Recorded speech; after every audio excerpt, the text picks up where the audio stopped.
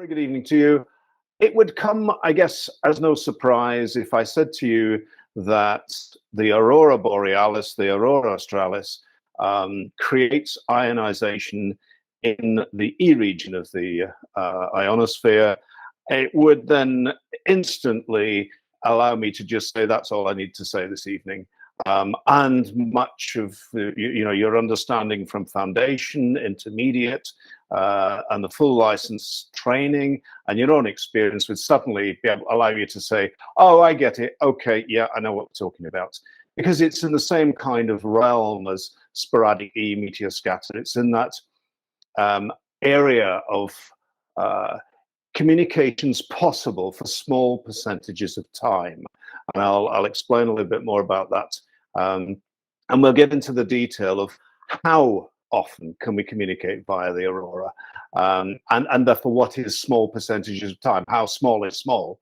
But it's along the same realms. As I say, a little bit different from sporadic E in the sense that sporadic E is predictable. We kind of know it happens in the later late spring and early summer in every year.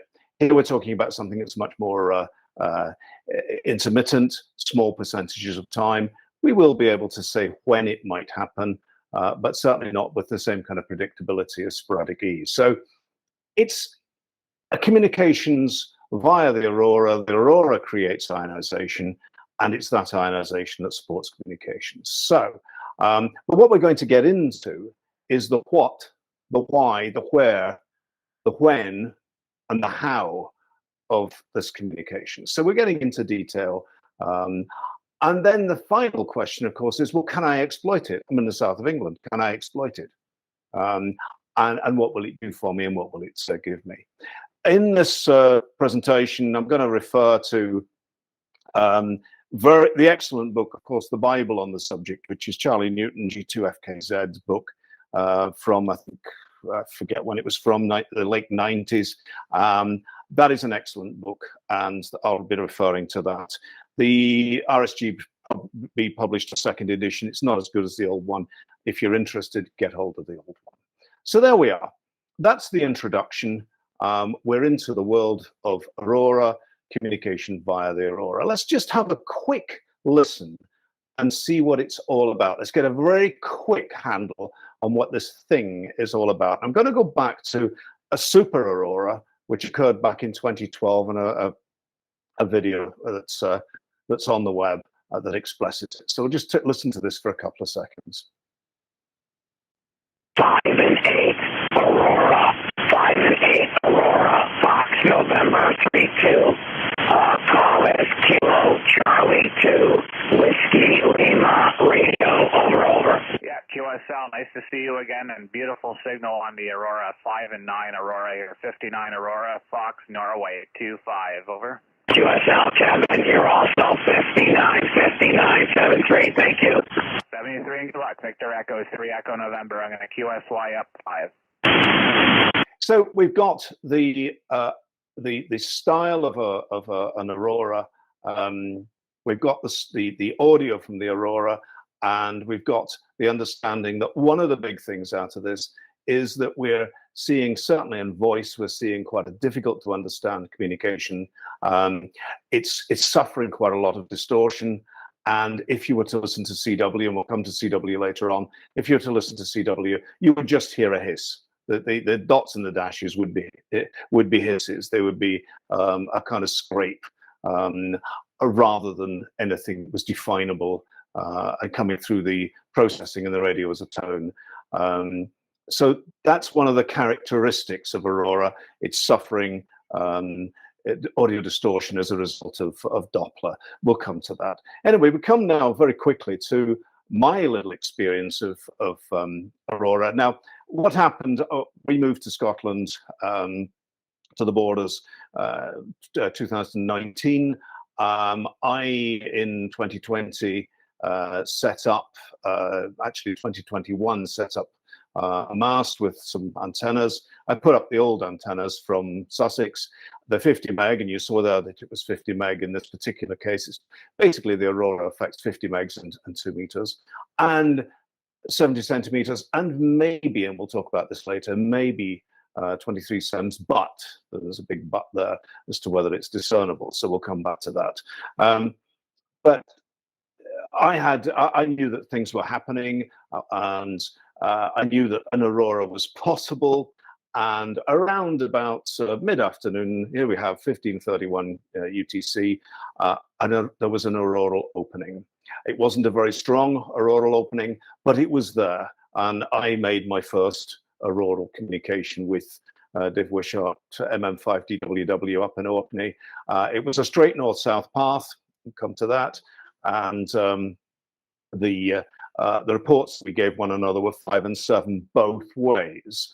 And we'll talk a little bit about that later on. But that was my communication. It was my old antennas. They really weren't working right. I wasn't ready for this at all.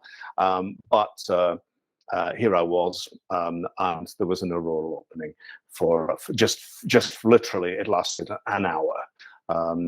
So let's look in describing this, first of all, before we jump in and start talking about the aurora and what it is and what happens and when it happens and all the rest of it.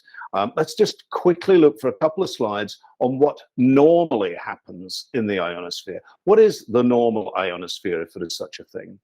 And the basic point is that in the ionosphere, the clue is in the name, ions, but in the normal ionosphere, we have molecules, we have atoms which lose their electrons and become ionized. And people say, well, what is the ionosphere? The ionosphere itself is simply a reflection of the atmosphere. So the stuff you're sitting in right now is projected upwards and up there somewhere in the ionosphere between, let's say, 50 kilometers and 400 kilometers up. We're seeing a rarefied version of the thing that's actually on the surface of the Earth. So we're seeing nitrogen and oxygen primarily. And the ionosphere is simply areas, regions of the upper atmosphere where we're getting charged particles. We're getting charged particles, we're getting ions of nitrogen, ions of oxygen, and free electrons. Now, normally, if you take an atom and pull off an electron, and do nothing else, then no sooner than you've done that, than they recombine again, and you don't get anywhere. So the key thing about the normal ionosphere is that it's actually held in a soup. And so you have the neutral atoms sitting interspersed with the electrons, interspersed with the ions, and held there as a cloud, as something that is held rather than dispersed. And that's the very, very important point about the ionosphere. From time to time, these clouds are held rather than dispersed. So let's just take a look and ask the question, what about the communications in the normal ionosphere? And of course, this is on the right here, we've got the pictogram, it's fiction, but it's illustrative on the right, where we're saying, well, the normal ionosphere, we're seeing the regions D, E, F1, F2, and at night, F1 and F2 combine to become F, and D and E at night become E. And this is the thing we teach on the foundation course, and this is something that you all kind of understand. It's not to scale, and we'll spin on to something that is to scale in a few minutes. But the key thing is that you'll see there the ionization characterized by the number of electrons per unit volume in space. And you'll see the notion that there is F at nighttime. So you'll see the nighttime graph, and you'll see the daytime graph, which splits into F2, F1, F2 being the highest electron density, F1, and then E, which gives us two levels. We get the electron density for day and the electron density for night. And that's quite significant when it comes to the aurora. But you'll see that what we're measuring is the electron density with height. And the bit we're going to focus on for the aurora is the 100-kilometer E region, and the idea that it's got a particular electron density during the day and a particular electron density at night. And that's what we're focusing on. It's that E region. Now, Continuing this discussion about the normal ionosphere, there you see the regions DE, F1, F2, you see the regions, and you'll see that that is now to scale. Where previously it was a stylized thing with circles and the likes, here we've got something that's a bit more to scale. And we're seeing that the F2 region is at about the bottom of it's about 300 kilometers, extends up to 400 kilometers or so. And we have Station A. If we look at Station A sends, and if they're sending with a reasonably low launch angle, then they'll hit the ionosphere and they'll return their signal to Station B at something like 400 kilometers. And if there's a bit of refraction going on, if we manage to get further up in the F2 region, then we'll go further. And we need to have two, in the case of hops, if you like, we would end up with two F2 in order to go up, down, up, and get to Australia. We know that. That's what we teach. That's what we teach at the foundation level. If we turn now to the E region, different ball game here. What we're seeing is a less homogeneous ionosphere characterized by this notion of patches. And in the case of sporadic E, we're getting patches coming from forming in Turkey, for example, right over at the over in the east. And as the Earth spins, they are moving across to be mid-latitude Europe, and they're useful for us. And we can talk, in that case, on phone, we can talk to North Africa and Italy and the likes. But the critical thing here is that we're characterizing propagation by ray diagrams. And we're seeing, in the case of the bottom, the sporadic E, we're seeing Station A sends, bounces off the patch, which happens to be favorable for reflection at this point, and we come to Station B, and we're getting typically around 1,200 kilometers, and that's the kind of idea of sporadic E. We get a bit more, and if we can do 2E, we can do double that. So that's the normal ionosphere, and we'll look at what we get with the same kind of notion of ray diagrams. We'll get a similar idea. We'll be able to reflect now on what we would normally expect from the normal ionosphere onto what we get from the aurora. Let's turn then to the aurora. What is it? What causes it? It's a different ball game. Sporadic E is all about the sun, primarily about the sun. The magnetosphere, the Earth's magnetic field, has a big part to play in the aurora, as has the ejection of coronal plasma from the sun. In other words, solar flare, coronal mass ejection, spat out from the sun, flies across to the Earth on the solar wind, and you've got the sun in that red and blue picture at the back. You've got the sun on the left-hand side doing its spitting, the solar wind charging towards the Earth. On the Earth side, that thing that looks like a blue spider is actually the lines of flux of the Earth's magnetic field, and you'll see that they're being distorted by this force, this energy coming from the sun on the solar wind, this plasma. They're bent, they're distorted. Now, what happens to start and trigger an aurora is that this plasma is just ionized gas, this plasma hits the front of the, if you like, the front of the bow of the ship, the Earth's ship, the Earth's magnetic field, and it splats around the side. And there are two theories. One is that it descends straight into the poles, straight in at the North Pole, straight in at the South Pole. And the other theory is that actually it doesn't at all. It goes all the way right around the back into the quieter tail of the magnetosphere, and it stores up in reservoirs of plasma, which from time to time, when triggered by more plasma coming along, are pushed into the magnetosphere and down into the poles. Doesn't matter either way. Basically, the sun spits out a load of plasma. The plasma travels, takes 3 days to get there. Plasma travels to the Earth, comes round deflected by the Earth's magnetic field and down the poles. How it happens, well, we don't really need to know, but that's the notion of how it all happens. And that's what triggers the aurora. If I look then at the height, so the single vertical line there is height above the surface of the Earth. And we see the D region, 60 kilometers or so, the E region, 100 to 120 kilometers, and then we just see stuff above 120 kilometers up, which of course we know up there is F1 and F2.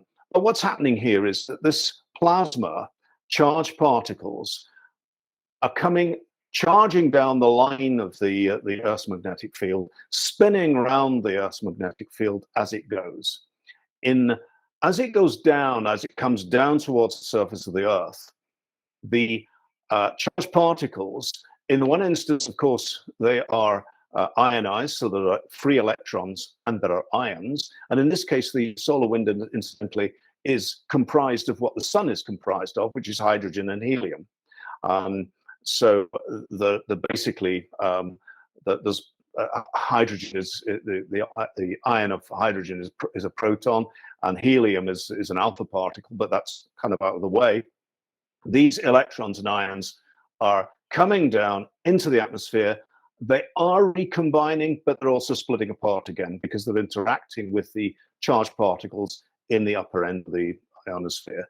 So you're getting the visual aurora, because of course, as soon as the ion is created, you get the ion and the electron. As soon as they come back together again, you effectively get a flash of light. And so the visual aurora is created above the radio aurora.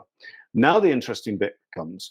If the sun has done its cooking bit on the E region, on the E region, then the plasma comes down, interacts with that E region, and creates an intense ionization.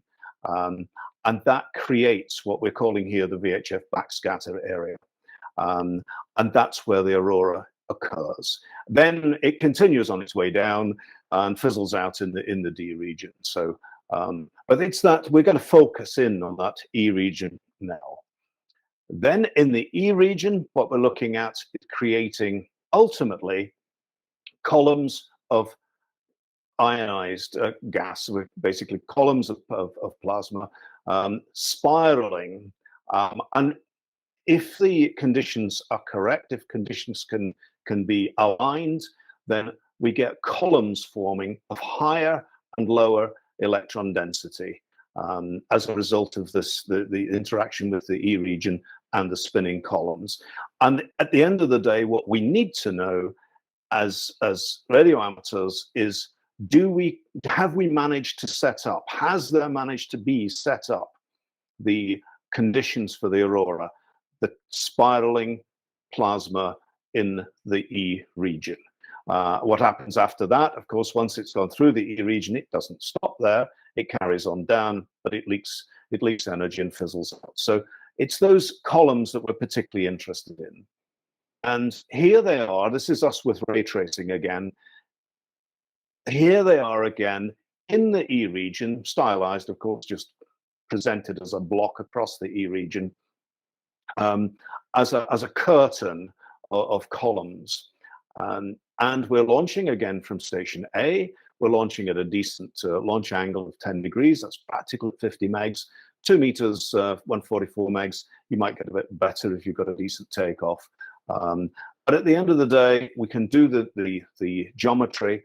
And again, we get a distance to the scatter point, a distance to the aurora of about 600 kilometers. And if you'll see the green line is just indicating a bit of refraction, we can extend that out. About the farthest we can be away from that aurora is about 1,000 kilometers. Now that means that if the aurora is in the north of Scotland, it most certainly can be used by radio amateurs in the south of England.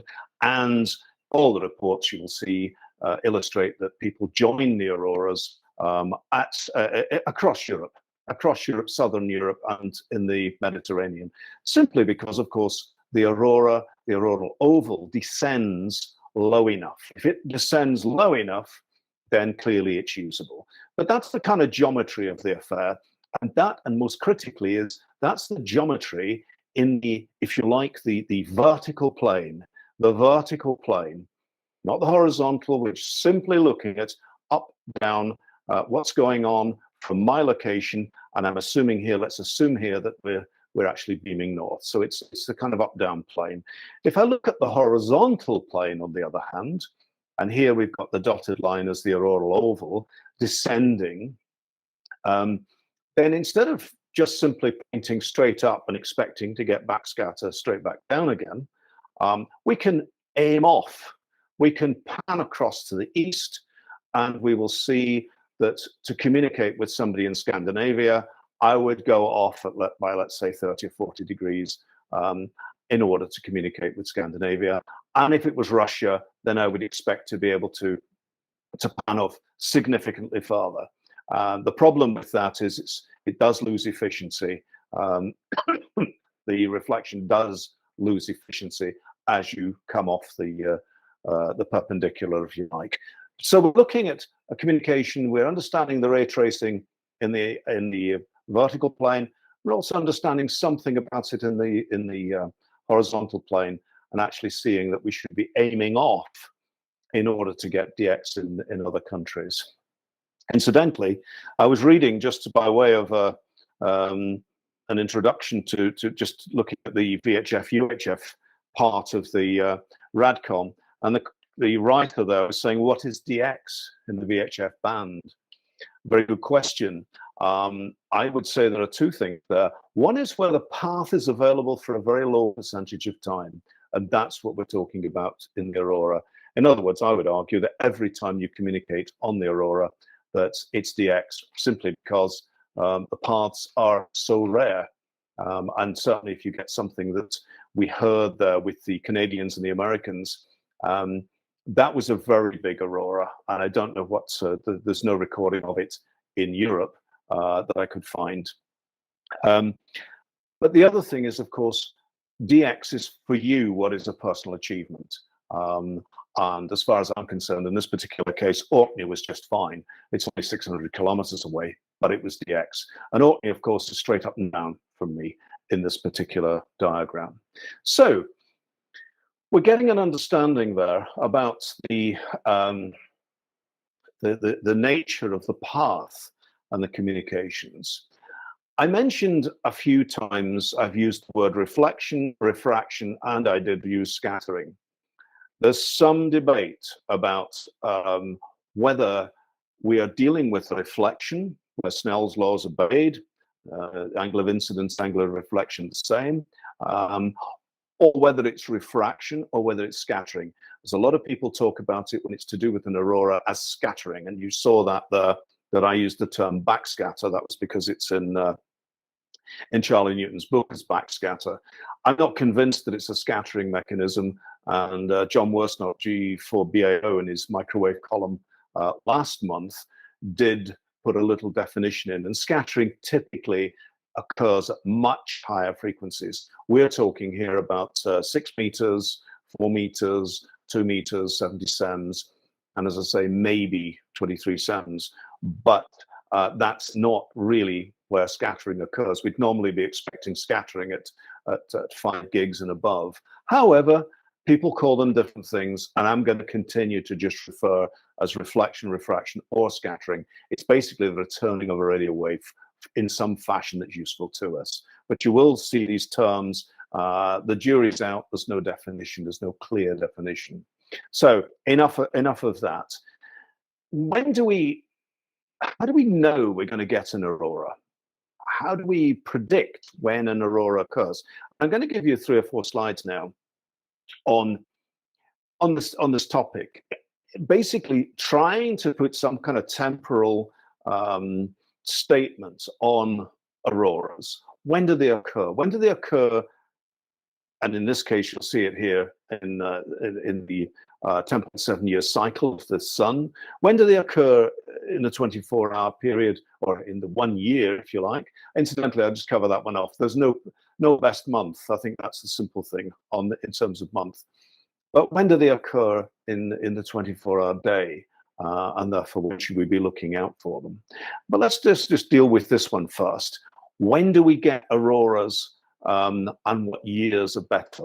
Well, this is here a projection. It's basically cycle 21, all superimposed onto the years for cycle 25, which is the current cycle. So you're seeing there 2021, 2, 3, 4, 5, etc.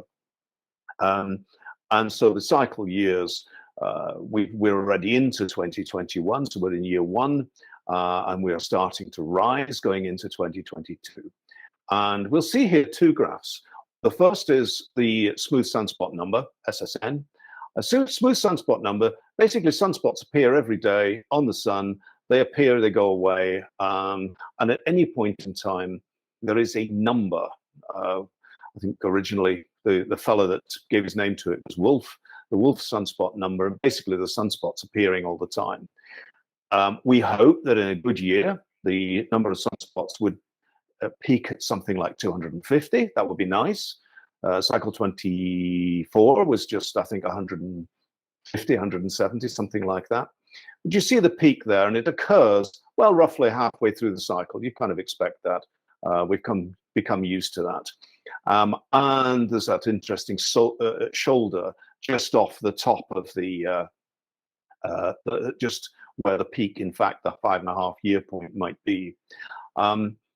Interestingly, then, it can be shown that the good physics statement, this good school teacher's statement, it can be shown that past history on auroras show that the aurora occurs on the way up to the peak and on the way down from the peak of the sunspot, the SSN graph. And that is something that is particularly relevant to what we're doing here, because it shows us roughly when we're going to get the maximum aurora. Doesn't mean that we won't get auroras this year, and we'll come to that because we've already had some. It doesn't mean we will, but there is a peak in incidence of auroras after about 3.5, 4 years, and there's a peak on the way back down again, as you see from year 6 down to year 9. So that's when the peak is. Doesn't mean there won't be at other times. And the logical thing, of course, is when that occurs, when KP, the global geomagnetic activity index, is at a maximum. And so you have these 2 peaks in KP.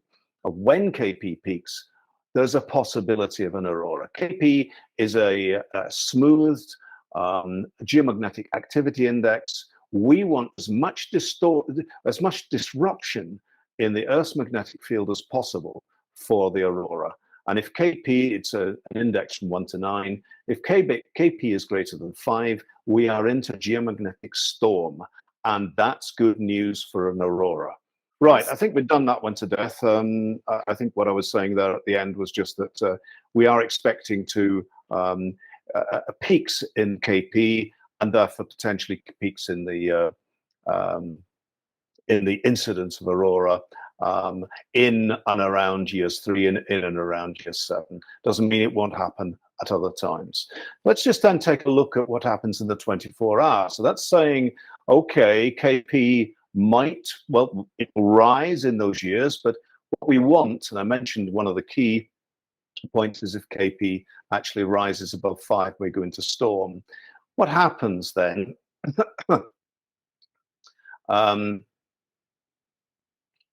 If we are going to try and predict an aurora, what happens if we want to know when an aurora is like? What's going to tell us if an aurora is likely to occur?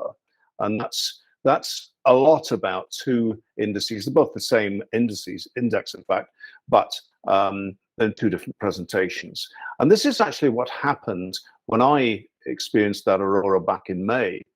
And you see here, this is on the right-hand side, KP, which is the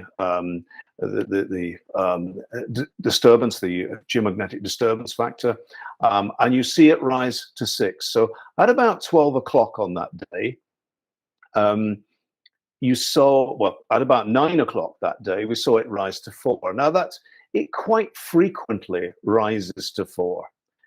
So it's really nothing to sort of get excited about when it gets to 4.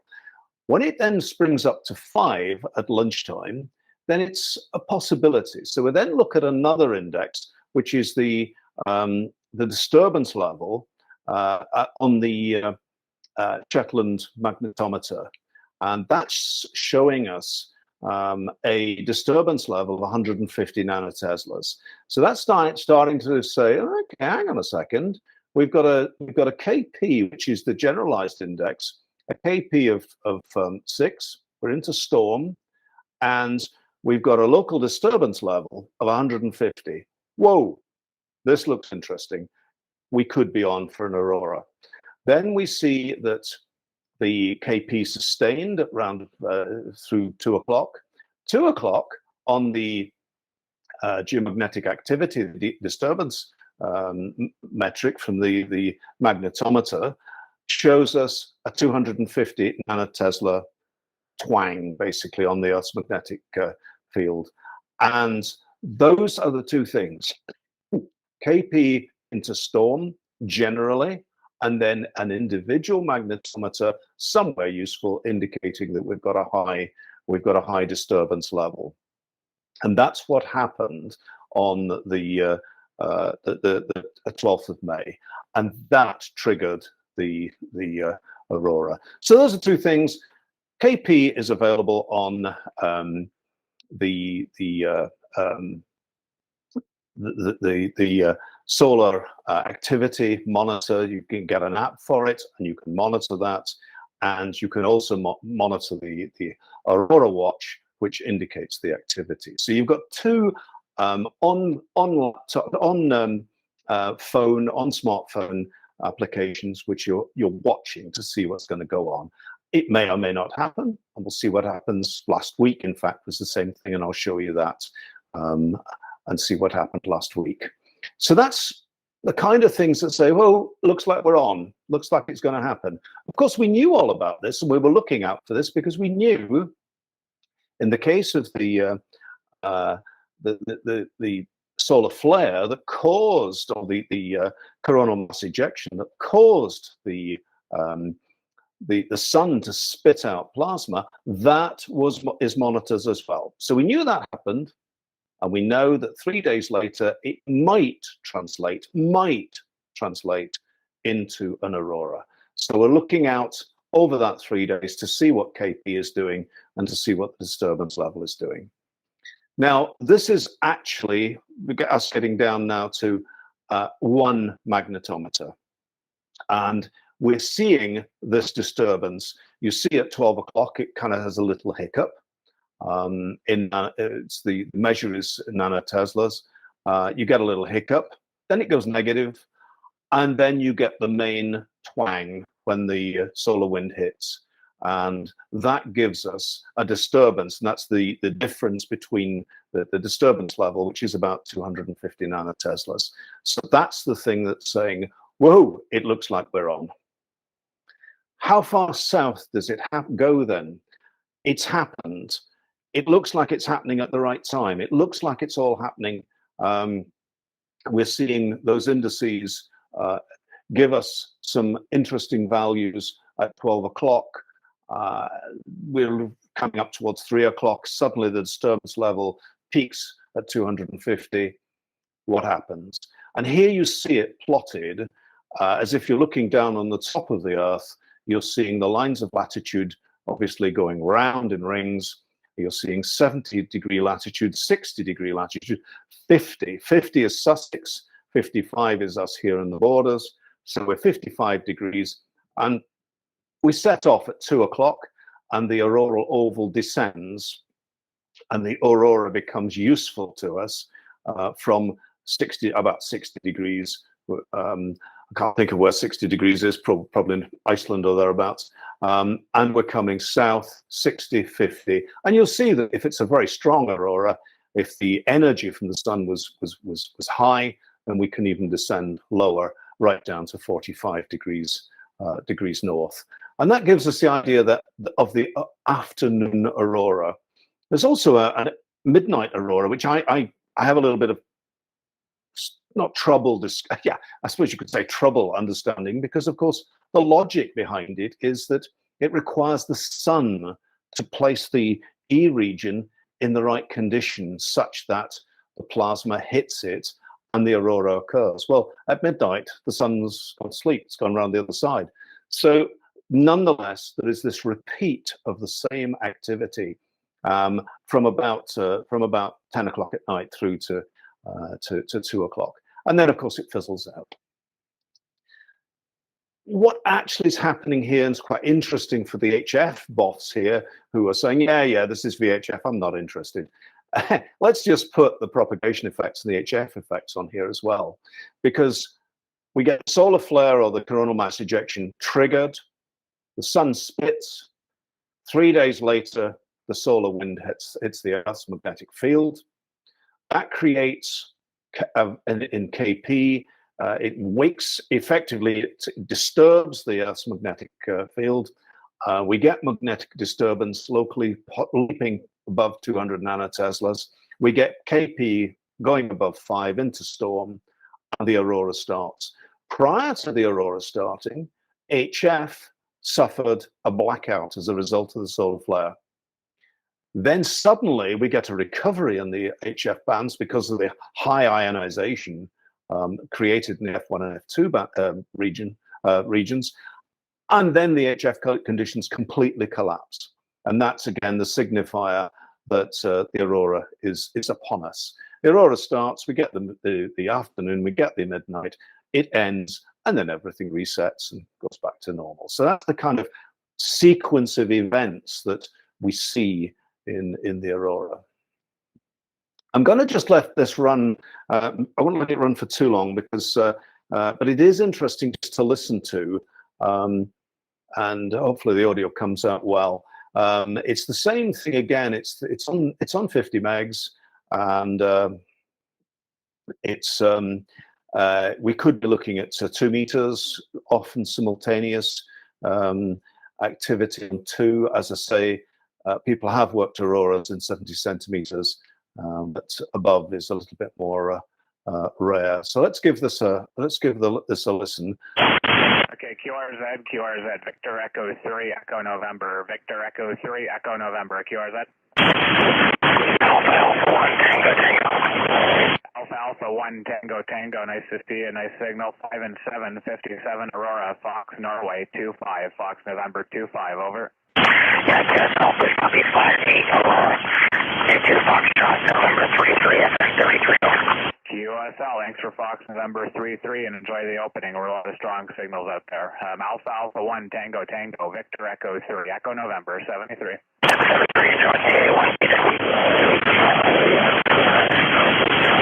Ending in hotel, ending hotel. November 2, November Echo Hotel, thank you. You're 5 and 5, Aurora 55, Aurora, Fox November 25, over.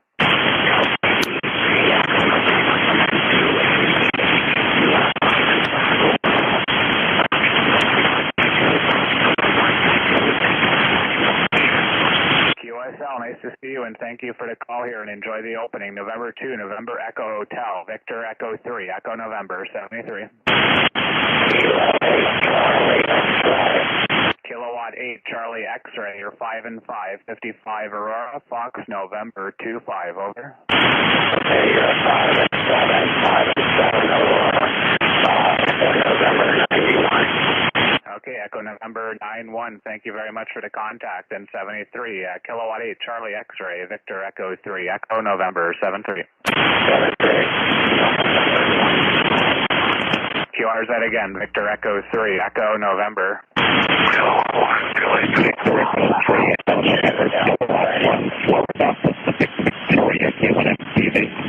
Okay, a bunch of you in there. Kilowatt 1, Juliet, Victor something only, go ahead. Yeah, Kilowatt 1, Florida, Pacific, Victoria, Kilowatt, TV. Okay, Kilowatt 1, Florida, Pacific, Juliet, nice signal, 5 and 9 plus Aurora, Fox November 25, over. Yeah, the calling is Kilowatt 1, Florida, Pacific, Victoria, Kilowatt 1, Florida, Pacific, Victoria. You're 5 and 9 plus Aurora, QSL, Fox November 42, and I got your call corrected, Florida Pacific Victoria. Beautiful signal, sounding good here in Eastern Ontario. A lot calling, so I won't hold it. 73, and enjoy the opening, over. Okay, 73, maybe you'll give us Fox Papa Victor clear. 73, Victor Echo 3, Echo November, CQ Aurora. Ending in Papa. Is there a station ending Papa? Negative. Victor Echo 3, Echo November, CQ6, CQ calling CQ, CQ6, Victor Echo 3, Echo November, Victor Echo 3, Echo November, CQ6 Aurora. Alpha 2, Delta Radio. Alpha 2, Delta Radio, nice signal. 5 and 9, Aurora, Fox November 25, over. Roger, Roger, 50I, 5 and 9 in New York, and Fox Norway 30, Fox Norway 37-3.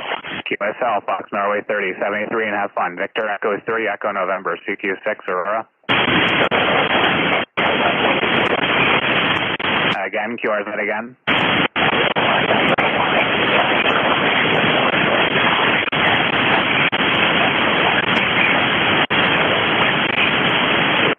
November 1, India, Mexico, Whiskey, I believe. November 1, Italy, Mexico, Whiskey. 5 and 3, 53, Aurora.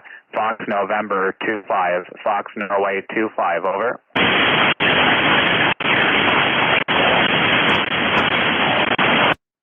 Okay, I trust you all got that last call sign direct from the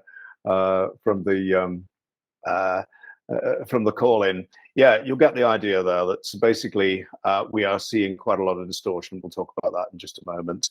But that gives you an idea of the sort of nature of an auroral opening, and that was at 50 megs. It could have been at 2 meters, but that gives you some idea of what happens on phone. And you can imagine again the same kind of activity, but obviously we're dealing with in CW with simply a hiss as opposed to any kind of tone.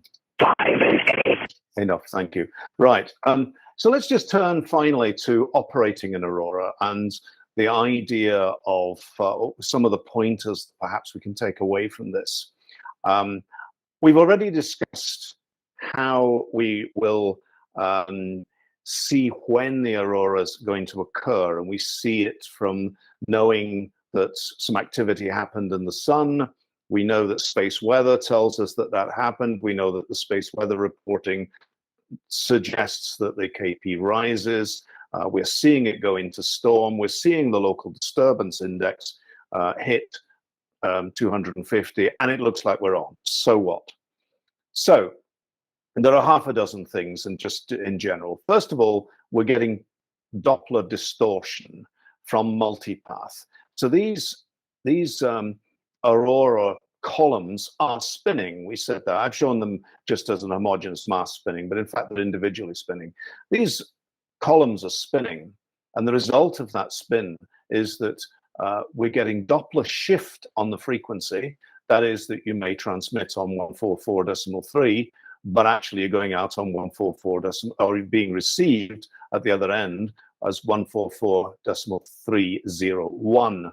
And so that I've not experienced that, but that certainly is a weird thing to think that you would be received at a different frequency, and therefore the message there is use your RIT. Don't shift the frequency, but use your RIT to try and go back on the right frequency as opposed to going back on the receive frequency. So it's quite a skill, I'm told. Never done it, but I'm told that it's quite a skill to work this. And Doppler shift increases with frequency, and that's one of the reasons people are saying, well, maybe there is ability to work aurora at 1296 megs. It's just that the Doppler shift is so extreme that we don't know that the signal has been received. That's a possibility. That's another story. The key thing we saw there is that most of those signals that we were dealing with were north-south. North-south, there is no Doppler shift, but there is Doppler distortion. And that distortion is extreme, and you can hear what it does, and you certainly need to listen. The parts, for me, as if you like, an old radio engineer, as far as I'm concerned, all the tropospheric parts, everything is reciprocal. The path loss one way is the same as the path loss the other way. I haven't investigated it fully, but it may well be that you'll get different signal reports in the go and return legs, which is slightly weird. You see here, incidentally, the aiming off, the idea of aiming off. So you aim off to the east, and you will get a positive Doppler shift. Your frequency will get shifted up. And if you aim off to the west, your frequency will get shifted down. The more you aim off, the potentially the greater the Doppler shift. So the distortion that you'll get. So the other thing you heard on there is keep it all short. There's no time to have discussions. It's enough to get call signs, QRA locator, some pleasantries, and move on. You need to have a good quality station, but that's not to say you need something that's got a 40-meter mast with some kind of stacked and bayed 10-element beams or whatever. You don't. A fairly modest station is fine, but it's probably good at 2 meters to have a masthead preamp. It's probably good to have the antenna up in the clear. It's probably good to have a modest Yagi. It doesn't do to have too long a Yagi because you won't actually be able to detect stations coming in off the side of the Yagi. So having something that's very fine, a very fine horizontal response is not actually an advantage here. But you should have a decent quality station. Yes, you need to listen carefully. And talking about CW, a note to self here. I did do a bit of burrowing around, and one of the comments that somebody had mentioned on a website, they said, for Aurora, if you can't do CW, learn. And that was about the sum total of their thing. So note to self, if I'm going to do any Aurora in the future, I kind of need to learn CW, but that's another story. So there we are. What happened then last week, 3rd or 4th November, just as we come to the close, stuff started to happen, and you'll see the magnetometer disturbance levels there. They did peak above 250, but at the wrong time of day. And you'll see there it's UTC local. You'll see at midnight it hit, and then at 9 in the morning there was another peak. Well, the sun hasn't started cooking the ionosphere yet, the E region, and actually nothing happens. And you can see here from this one's from DX, I think it is gooddx.com or whatever, gooddx.info. You can see one of the DX sites. And the best we can see on that, you can see GM3SEK over in Dumfries and Galloway was hearing the beacon SK4 MPI, and he was hearing that beacon 3x1, and he's reporting that just as a piece of information. Incidentally, I learned a new Q code, QTF. You are at bearing X from me, and he's reporting that the SK4 MPI is at bearing 030. If you look at the distance and bearing between the two stations, actually it's 53 degrees. So you're actually seeing that in order to, he's able to beam at 030, it's not a direct beam. You are bouncing off the Aurora, and you're not therefore beaming straight at the station, which is worth you looking. You'll see a few others there with QTF used to report. But nothing much happened. A bit happened in the States, but basically it was at the wrong time of day and it fizzled out. So there we are. That's us coming to the end. We've discussed what the Aurora is. We've discussed how the radio Aurora forms. We've looked at the indices that tell us if something might be about to happen. We've listened to what it all sounds like on phone. And then I've closed with the kind of beginnings of some discussion about points to note about how to operate on an Aurora. So what I'll do is just put this on. I'll come back with one more slide just to finish off, but I thought this was just quite a nice little video to end with. It's only, I think it's about 1 hour, what, 1 hour? No, 1 minute 30.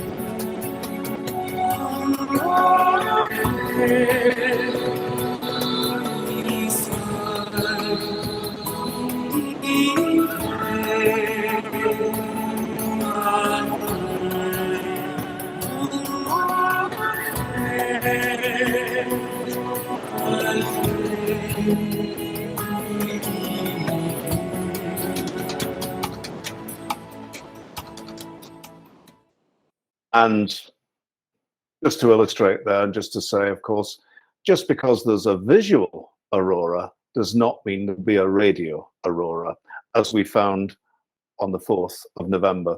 Those who looked out and to the north on the 4th of November and were up on high ground would have seen an aurora and an auroral oval that actually descended quite far and was seen right at the south of England. And of course, it didn't manifest as a radio aurora. So there we are. That's by way of summary. The aurora is sporadic. It's caused by the solar wind. It provides a means to scatter or to bounce radio waves off the auroral spinning columns of plasma in the E region of the ionosphere, and we can exploit it.